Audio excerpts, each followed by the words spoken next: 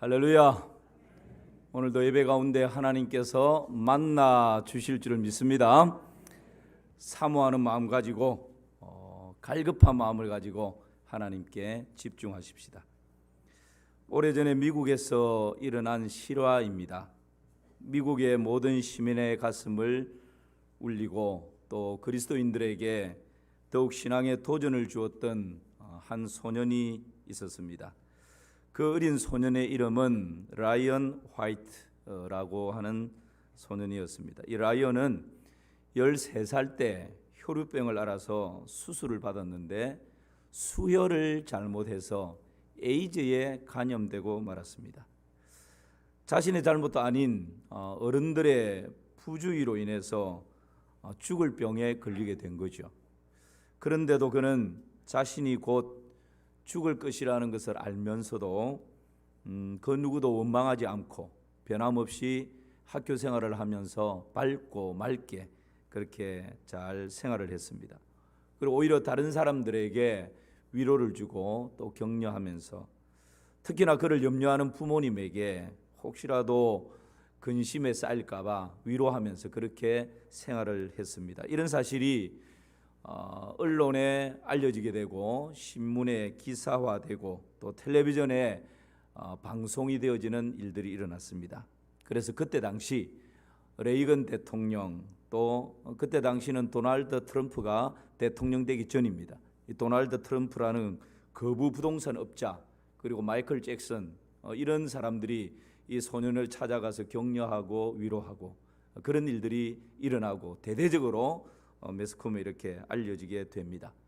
라이언은 그 후 5년 정도를 더 살다가 18세가 되어서 하나님의 부름을 받고 천국으로 입성을 하게 됩니다. 죽기 전에 그 아버지와 나누었던 그런 대화가 한 크리스찬 잡지에 실리게 되었는데요. 그것이 또 많은 사람들에게 감동을 주었습니다. 그 내용은 이런 내용입니다. 아버지가 그 아들에게 아들아 미안하다. 이제는 네게 아무것도 해줄 것이 없구나. 이 아빠가 더 이상 어떤 선물도 줄 수 없음을 용서해다오. 그렇게 아버지가 마지막 숨을 몰아쉬는 아들에게 그렇게 이야기를 합니다.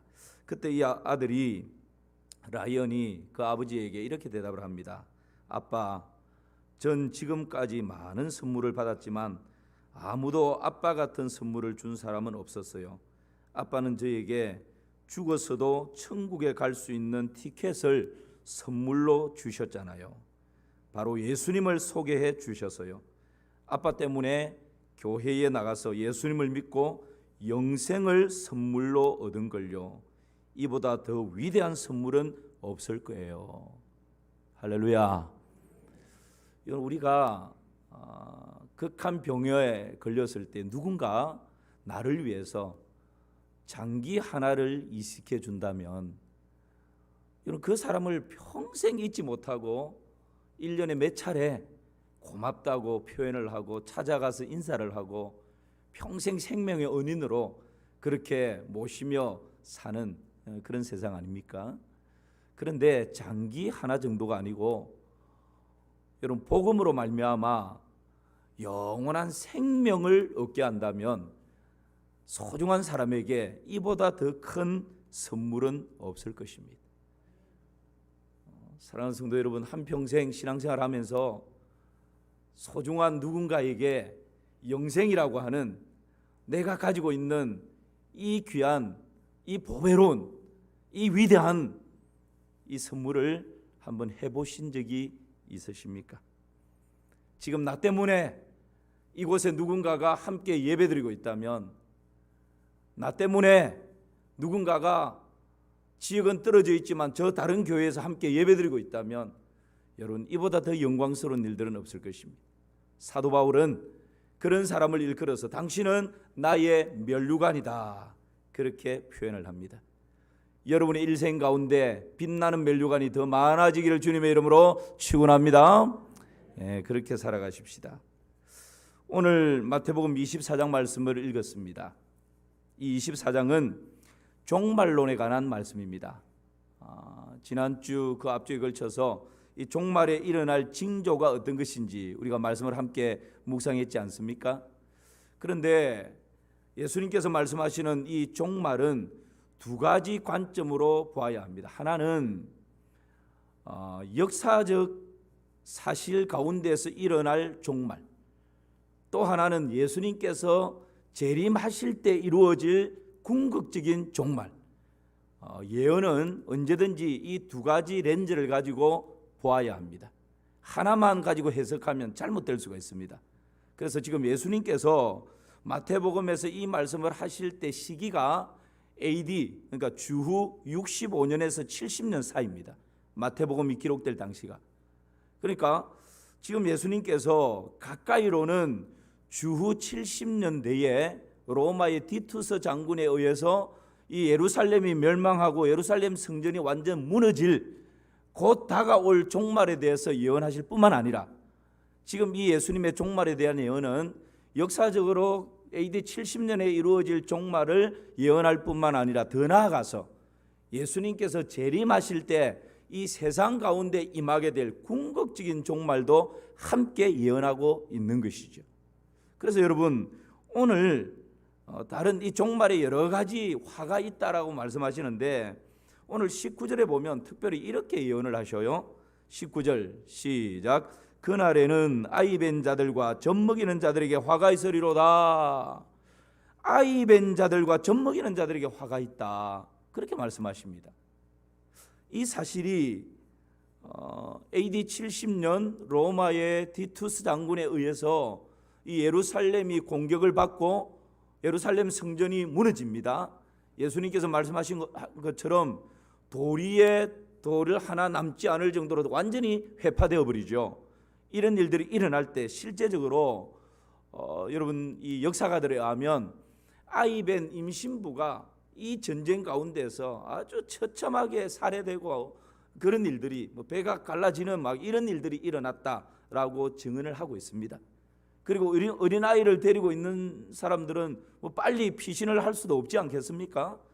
역사적으로 그렇게 어려움을 당한 것이 사실입니다. 그렇다면 아이 벤 자들, 젖먹이들, 그때 당시 예수님께서 예언한 것이 주후 70년에 예루살렘 성이 무너질 때 그렇게 성취가 되었다면 궁극적으로 예수님께서 다시 이 땅에 재림하실 때 궁극적인 종말 때에도 그럼 아이 벤 자들과 어린아이를 가진 사람에게는 화가 있는 것입니까? 그러면 예수님의 재림을 기다리고 있는 우리는 언제 종말이 올지 모르니까 결혼해서도 안 되고 아이를 가졌어도 안 되고 아이를 낳아서 어린아이를 둬서도 안 된다는 결론이 나오죠.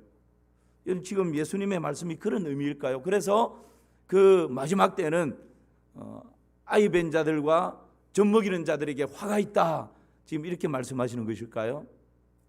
여러분, 이 예수님의 말씀이 예수님의 재림을 기다리는 우리에게, 그 재림의 때를 바라보면서 살아가는 오늘날 우리에게 어떤 의미가 있는 것일까요?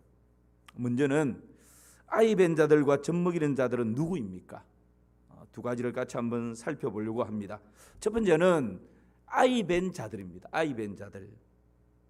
결론부터 말씀드리자면 아이 벤 자들은 정말 내 배 안에 어떤 새로운 생명을 지금 잉태하고 있는 그것을 의미하는 것이 아니라 성경에서 그날에 아이 벤 자들에게 화가 있다, 이 말씀은 하나님의 말씀을 많이 듣고 지식적으로 많이 압니다. 그래서 머리가 커져 있는 상태고 너무너무 하나님의 말씀을 많이 먹어서 배가 지금 임신을 한 사람처럼 배가 불룩한 상태입니다. 그런데 행함이 없는 것입니다. 오랜 신앙생활 가운데 지식적으로 너무너무 많이 알고 신앙의 어떤 모습들에 아주 익숙해져 있는데 정작 그 하나님의 말씀을 실천하고 행동하여 내 안에 알고 있는 그 말씀이 새로운 생명을 탄생하고 새로운 열매를 맺히는 이런 일들이 없이 그저 하나님의 말씀을 많이 아는 것으로 배불러 있는 상태, 행함이 없는 그리스도인을 일컬어서 아이 벤 자들이다, 그렇게 말씀하고 있는 것이죠. 이사야 26장에서 이 말씀을 그대로 해석을 해주고 있습니다. 여러분, 이사야 26장 16절에서 18절 말씀을 한번 보시길 바랍니다. 우리 같이 읽어볼까요? 시작. 여호와여, 그들이 환난 중에 주를 앙모하여 싸우며 주의 징벌이 그들에게 임할 때에 그들이 간절히 주께 기도하였나이다. 여호와여, 잉태한 여인이 상기가 임박하여 상고를 겪으며 부르짖음같이 우리가 주 앞에서 그와 같으니이다. 우리가 잉태하고 상고를 당하였을지라도 바람을 낳은 것 같아서 땅에 구원을 베풀지 못하였고 세계의 거민을 출산하지 못하였나이다. 여러분, 하나님께서는 아브라함을 부르신 목적이 있었습니다. 그리고 그 아브라함을 통해서 이스라엘이라고 하는 한 공동체를 세우신 하나님의 목적과 이유가 있었습니다. 그게 뭡니까? 아브라함을 불러서 내가 너로 모든 민족이 복받게 하겠다. 그리고 아브라함 후손을 통해서 이스라엘 공동체를 만듭니다. 이스라엘을 통해서 모든 나라와 족속과 민족과 방언과 열방 가운데 하나님의 구원의 빛을 비추는 제사장 나라로 삼겠다. 여러분, 이것이 아브라함을 부르신 목적이었고 이스라엘 공동체를 만드신 이유였습니다. 그런데 이스라엘 공동체가 어떻게 합니까? 하나님의 목적, 하나님의 이유, 하나님의 계획을 따라 이방의 빛으로 살아가지를 못하는 것입니다. 오히려 우상을 숭배하고 오히려 하나님을 거역하고 하나님을 불순종하는 그런 삶으로 나락을 쳐버리는 것이죠. 그래서 오늘 17절 이사야 26장 17절 보니까 여호와여, 잉태한 여인이 상기가 임박하여 상고를 겪으며 부르짖음같이 우리가 주 앞에서 그와 같으니이다. 오히려 우상을 숭배하며 하나님을 거역하고 불순종함으로 인해서 생명을 탄생하는 해산의 고통을 지나서 생명을 탄생하는 기쁨을 누려야 하는데 오히려 이 해산의 고통, 죄악으로 말미암아 죄악의 고통을 부둥켜 안고 그냥 몸부림치고 있는 그런 모습이 지금 이스라엘의 모습이다라고 그렇게 한탄하고 있는 것이지. 여러분, 하나님은 아브라함과 그 후손을 통해서 이방 민족을 잉태하고 하나님의 백성을 출산하기를, 하나님의 백성을 해산하기를 그렇게 간절히 고대했던 것입니다. 그런데 지금 이스라엘 백성들의 상태가 어떻다고요? 오늘 이사야 26장 18절을 한번 보시길 바랍니다. 이런 상태라고 말씀하고 있습니다. 시작. 우리가 잉태하고 상고를 당하였을지라도 바람을 낳은 것 같아서 땅에 구원을 베풀지 못하였고 세계의 거민을 출산하지 못하였나이다. 지금 이스라엘 백성들의 상태가 우리가 잉태하고 상고를 당하였을지라도 낳은 것이 바람을 낳은 것과 같다라고. 아무것도 없다는 거예요.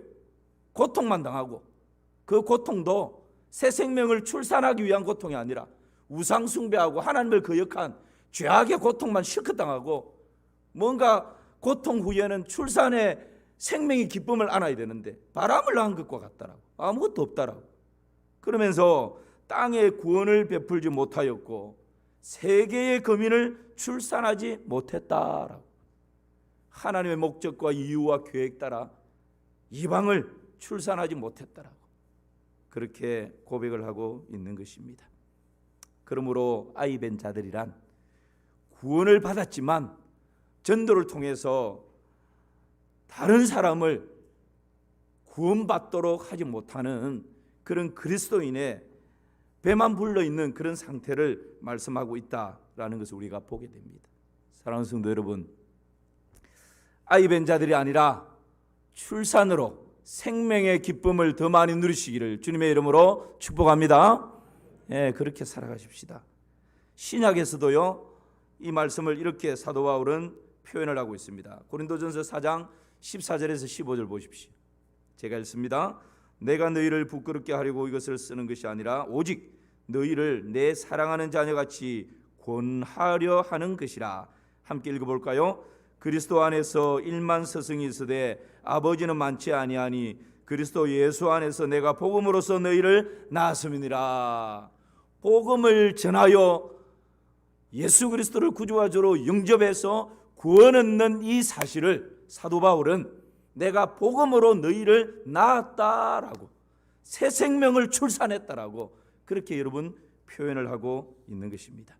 그러므로 아이벤 자들은 어떤 사람입니까? 말씀을 많이 듣고 성경적인 지식이 많이 축적되어져 있습니다. 그러나 행함이 없는 사람, 지금 배만 불러 있는 아이벤 자들입니다. 복음의 비밀을 압니다. 복음은 구원을 얻는 모든 자에게 하나님의 능력인 것을 압니다. 복음은 예수님의 지상 명령인 것을 너무너무 많이 들었습니다. 귀가 따갑도록 들었습니다. 그러나 그것은 소수 필요한 사람들에게만 해당되는 말씀이고 나하고는 전혀 상관없는 것처럼 복음에 대해서 그냥 무관심하게 흘러 지나가 버리는, 여러분, 그런 사람이 아이벤 자들이다, 그렇게 지금 말씀하고 있는 것입니다. 하나님께서는 끊임없이 우리가 하나님을 알지 못하는 이방 사람들을 잉태하고 기도로 말미암아 복음으로 말미암아 잉태한 이방 사람들을 하나님의 백성으로 출산하고 해산하기를, 새 생명으로 탄생하기를 간절히 소망하는데, 거기에 대해서 우리가 무관심할 때 여전히 우리는 그냥 아이벤 상태로 그렇게 신앙생활하고 있는 것입니다. 내 만족만을 위해서 살아가고 있는 것입니다. 사랑하는 성도 여러분,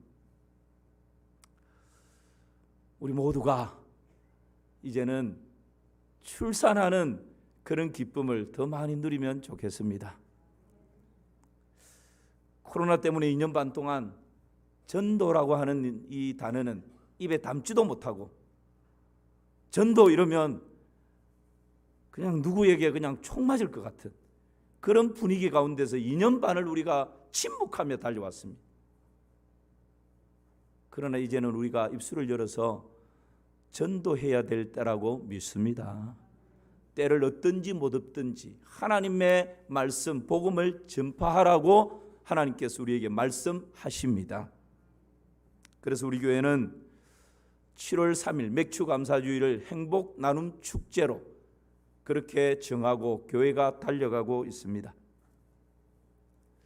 지난주까지 1, 2차 태신자를 작정했습니다.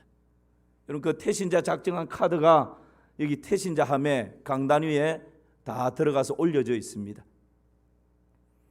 221명이 참여를 해서 547명의 태신자를 작정했습니다.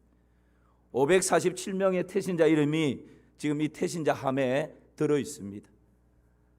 몸은 아직 오지 못했지만 하나님, 우리 태신자의 이름을 하나님께 올려드립니다. 하나님, 이 이름에 해당되는 사람들이 꼭 그 몸도 이곳에 와서 우리와 함께 예배드리게 하여 주시옵소서. 그런 마음으로 기도하며 달려갈 것입니다. 3.1 운동, 여러분, 세 사람 태신자를 작정해서 한 사람 출산해보자. 이것이 여러분 3.1 운동입니다. 저도 세 사람을 작정을 했습니다, 지난주. 그래서 제가 작정한 세 사람도 지금 이 태신자함에 들어가 있습니다. 어제 말씀을 준비하면서 세 사람 중에 한 사람에게는 내가 한번 접촉을 해봐야 되겠다 생각을 하고 말씀을 준비하다가 중단하고 전화를 했습니다. 처음에는 이제 한번 접촉할 수 있는 약속을 하려고 주중에 한번 만나자고, 그것을 위해서 전화를 했는데, 전화를 하다가 이런저런 이야기를 하다가 그냥 술술술 얘기가 잘 됐습니다. 그래서 찬스다, 전화상이지만 한번 약속을 받아야 되겠다. 7월 3일 날 우리 교회에서 초청 주일이 있는데 7월 3일 날 꼭 한번 오면 좋겠다고 그랬더니 선뜻, 그러면 내가 한번 가죠. 할렐루야. 남 잘 되는 일에 배 아파하지 마십시오.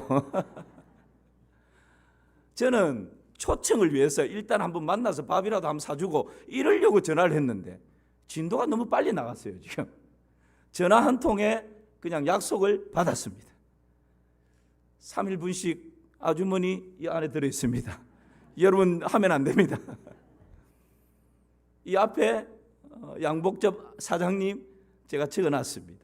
한 번 오셨거든요. 제가 초청해서. 여러분, 한 번 초청해서 한 번 오고 또 한 번 오고 그러다 보면 마음이 열리게 되어 있습니다. 그러다 보면 하나님께서 플러스 알파의 은혜를 주십니다. 이번에 오기로 첫 번째, 세 사람 중에 첫 번째 분 오기로 약속한 분도 이전에 코로나 전에 우리 교회 초청주일 할 때 제가 한번 초청해서 예배 참석한 사람입니다.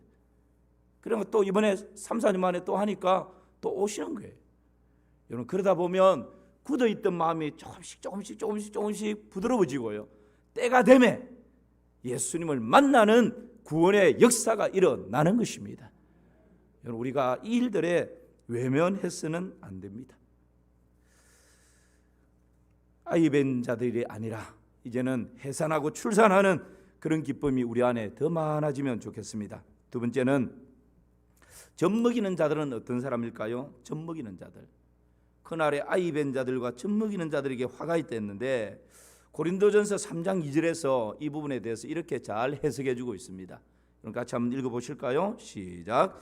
내가 너희를 젖으로 먹이고 밥으로 아니하였노니 이는 너희가 감당하지 못하였음이거니와 지금도 못하리라.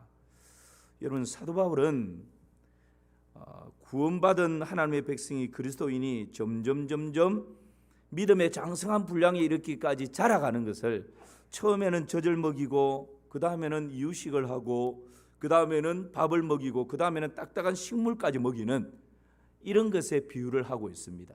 그러니까 젖을 먹인다라고 하는 것은 그리스도인이 되었을 때에 여러분, 그 그리스도인을, 처음 들어온 그리스도인을 교회가, 교육자가 예수 그리스도의 믿음의 장성한 분량에 이르기까지 자라도록 돌보고 양육하고 세워가는 이 일들이 없다라는 거예요.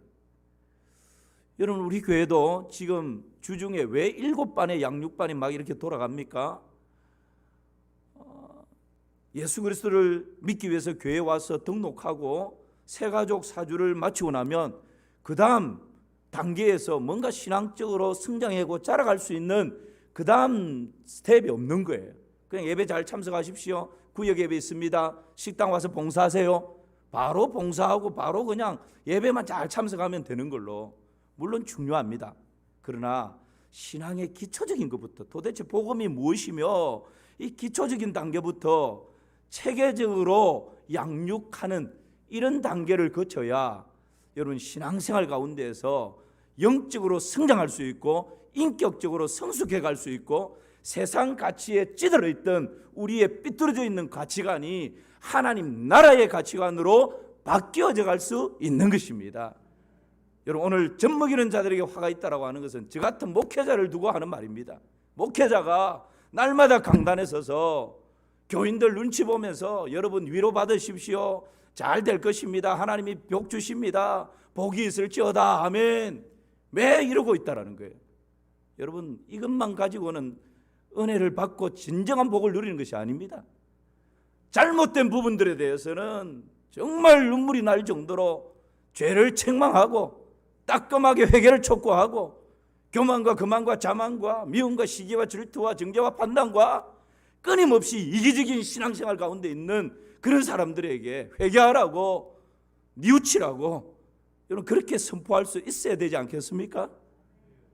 예, 이런 설교에 아멘 소리가 더 크기를 축복합니다. 그래야 이 강단이 살아있는 것입니다. 여러분 복 받으세요. 위로 받으세요. 평안합니다. 평안합니다. 여기에 아멘 못할 사람이 누가 있겠어요? 여기에 아멘 하는 것보다 회개하지 않으면 책망이 있습니다. 화가 있습니다. 재앙이 있습니다. 오늘 새벽 메시지처럼 망합니다. 돌이켜야 됩니다. 오히려 이런 말씀에 내 가슴이 찔리지만 내 양심에 가책이 되지만 부담이 되지만 아멘으로 함께 화답할 때 여러분 저도 살고 여러분도 살고 우리 한국교회가 다시금 살아나게 되는 것입니다. 우리 마산 삼일교회는 그런 건강한 교회가 되기를 주님의 이름으로 축원합니다. 그래서 여러분 때로는 위로하고 격려하고 평강이 있다 복 받으라 이런 메시지도 증거되지만 때로는 여러분이 전도 설교하면 제일 부담된다는 거 압니다. 그러나 주님의 지상 명령이요 주님께서 가장 기뻐하시는 일이기 때문에 이런 전도의 메시지도 가감없이 선포하는 것입니다. 여러분 이렇게 메시지가 선포될 때 나에게 주시는 하나님의 음성으로 받으시기를 주님의 이름으로 축원합니다. 그래야 30배, 60배, 100배의 열매를 맺게 되는 것입니다. 여러분이 치사 선택을 해버리면 안 됩니다. 그것은 교만입니다. 그래서 행함이 없는 믿음은 죽은 믿음이라고 우리에게 말씀하고 있는 것이죠. 이제는 행동해야 하는 것입니다. 전도에는 수고가 따릅니다. 핍박도 따릅니다. 때로는 내 자존심을 다 포기해야 될 때도 있습니다. 욕도 먹을 때가 있습니다. 여러분, 요즘 새벽마다 우리가 사도행전을 쭉 묵상하고 있지 않습니까? 그렇게 영적 거장이었던 사도 바울도 가는 곳마다 주님의 복음을 전할 때 어떤 일이 일어나던가요? 모두가 환영하고 고맙습니다, 감사합니다, 우리 집에 들어오세요, 그렇게 하던가요? 그렇지 않습니다. 새벽마다 주어지는 메시지가 뭡니까? 그런 영적 거장도 복음을 전하는 곳에서 돌판매질을 당하고 감옥에 갇히기도 하고 수없이 많은 고난과 한난과 핍박과 손가락질과 그런 어려움을 당하는 것입니다. 그런데 그런 고난과 환난이 있는 것만 아닙니다. 그런 가운데에서도 생명 얻는 역사들이 끊임없이 일어나는 것입니다. 이 성에 내 백성이 많다라고 말씀하고 계십니다. 그것 때문에 여러분, 어떤 고난과 환난이 닥친다 할지라도 복음 전하는 일을 쉬지 않는 것입니다. 중단하지 않는 것입니다. 계속되어져야 할 일입니다. 왜 그런가요? 예수님께서 이 땅에 오셔서 그 일을 하셨기 때문입니다. 마가복음 1장 38절 말씀을 한번 보실까요? 시작. 이르시되 우리가 다른 가까운 마을들로 가자. 거기서도 전도하리니 내가 이를 위하여 왔노라 하시고. 이런 예수님께서 다른 가까운 마을들로 가자. 거기서도 뭐 한다고요? 전도하리니 내가 이를 위하여 왔노라.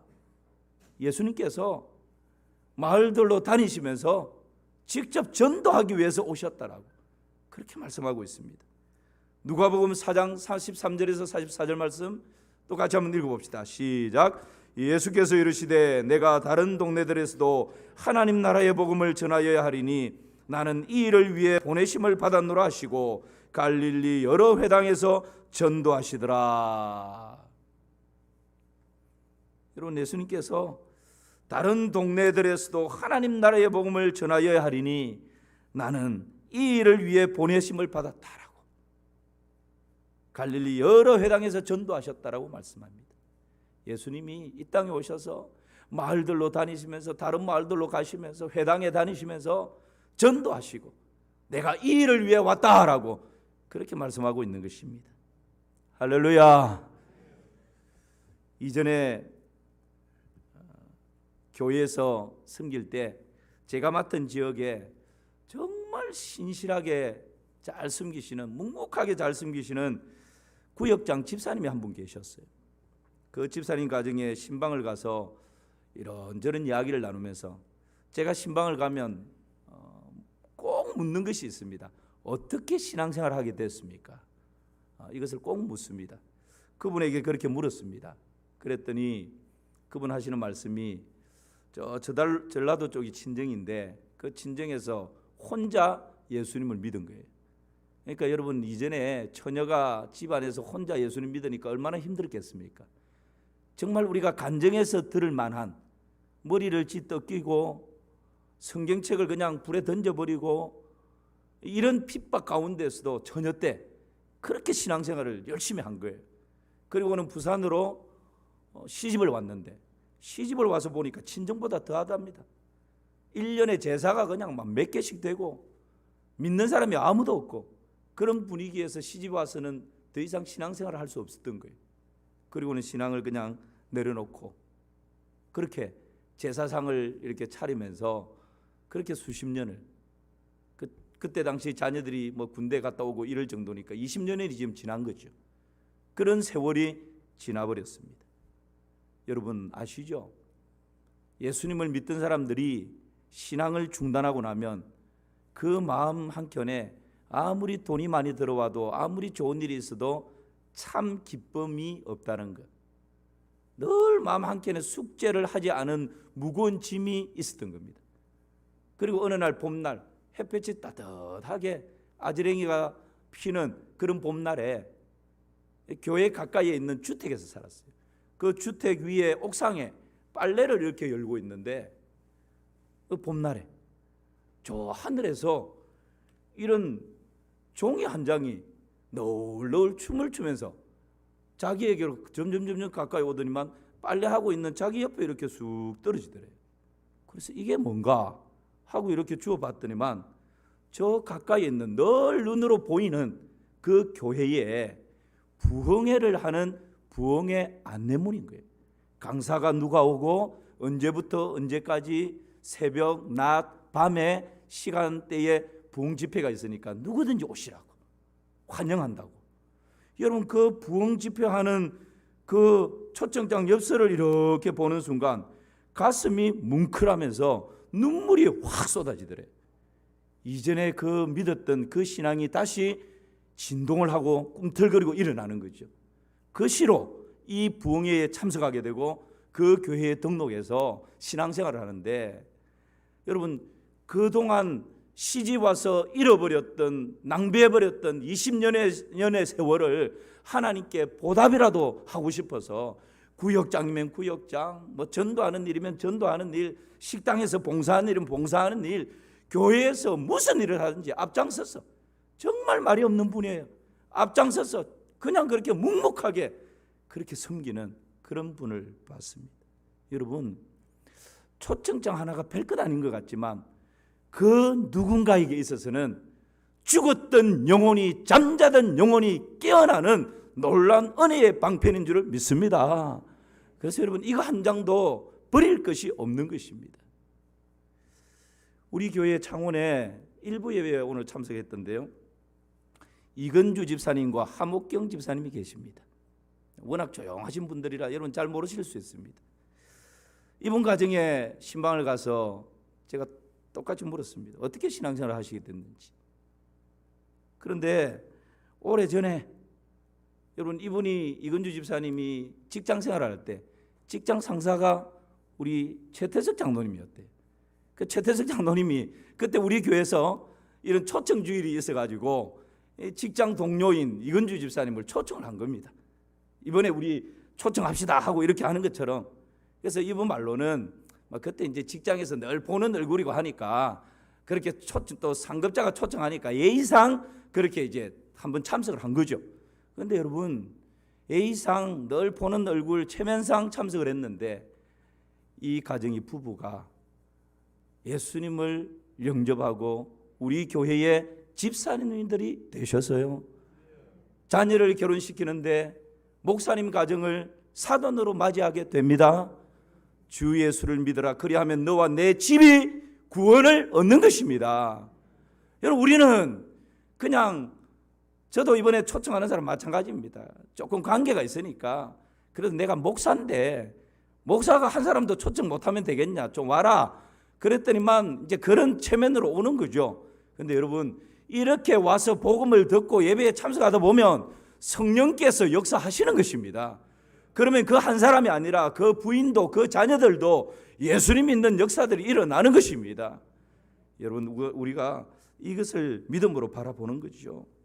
최근에 등록한 교인 중에 전도한 분에게 이런 고백을 했답니다. 한 6주 됐습니다, 등록한 지가. 아이 한 명하고 등록을 했는데 교회 와서 찬송을 부를 때마다 눈물이 쏟아진다고. 말씀을 들을 때마다 꼭 나에게 하시는 말씀 같다고. 이렇게 좋은 교회를 내가 왜 일찍부터 다니지 못했는지, 이렇게 좋은데 왜 신앙생활을 좀 빨리 하지 못했는지 너무 후회가 된다라고. 여러분 제가 하는 얘기 아닙니다. 전도한 그분이 양육반에 와서 6주 전에 등록한 그분이 자기에게 이런 고백을 한다고 많은 사람들 앞에서 함께 나누었던 이야기입니다. 여러분 이 복음이 지금 그 누군가에게는 잠자던 영혼이 일어날 수 있는 기회가 되고, 죽었던 영혼이 살아날 수 있는 기회가 되고, 우리가 그냥 단순히 관계로 의해서 한번 초청하는 이것이 그 누군가에게는 영생을 얻는 놀라운 길이 되는 것입니다. 이것을 여러분 잊지 마시기를 바랍니다. 전도에는 보상이 따릅니다. 많은 사람들을 옳은 대로 인도한 사람은 하늘의 별과 같이 빛난다 말씀하십니다. 이처럼 준비된 영혼이 있다라는 것 여러분 잊지 마시고, 아이 뵌 자가 아니라, 젖먹이는 자가 아니라 이제는 출산하여 생명의 기쁨을 얻는 그런 우리 모든 성도님들, 그런 우리 마산 3.1교회가 되기를 주님의 이름으로 축원합니다.